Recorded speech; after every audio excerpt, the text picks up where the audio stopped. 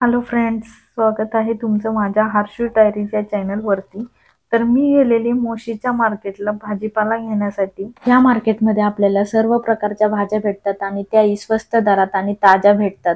फक्त इश्यू हा आहे की आपल्याला इथे जास्त क्वांटिटी मध्ये भाज्या घ्याव्या लागतात, म्हणजे की 5 किलो 10 किलो म्हणजे जास्त स्वस्त भेटतात। जर आपण अर्धा किलो 1 किलो घेतले तर थोडेसे चार्जेस जास्त जातात, बट ओके आहे। बाहेरून घेण्यापेक्षा या मार्केटमध्ये स्वस्त भेटतात भाज्या आणि ताज्याही भाज्या भेटतात मार्केटमध्ये, कारण त्या दिवशी शेतकरी घेऊन आलेले असतात आणि लगेच विकायला बसलेले असतात, त्यामुळे स्वस्त आणि ताज्या भाज्या भेटतात। सगळ्यात महत्त्वाचं म्हणजे तुम्हाला भाजीपाला कसा घ्यायचा हेही माहिती असलं पाहिजे, कारण की एकाच प्रकारच्या खूप जास्त भाज्या असतात, त्यामुळे तुम्ही कन्फ्यूज होऊ शकता की कुठून भाजी घ्यायची, कोणती चांगली आहे आणि कशी घ्यायची।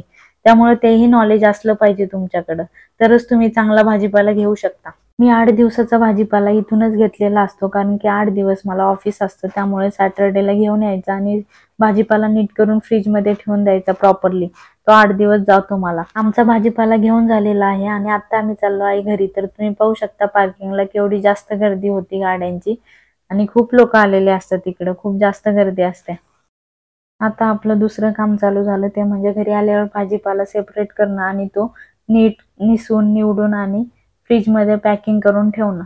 आम्ही हिरव्या पालेभाज्या जास्त खातो, त्यामुळे आम्ही मेथीची भाजी, कांद्याची पात, शेपू, कोथिंबीर, सलाड, वाटाणा, कारलं ह्या सगळ्या गोष्टी आणलेल्या होत्या।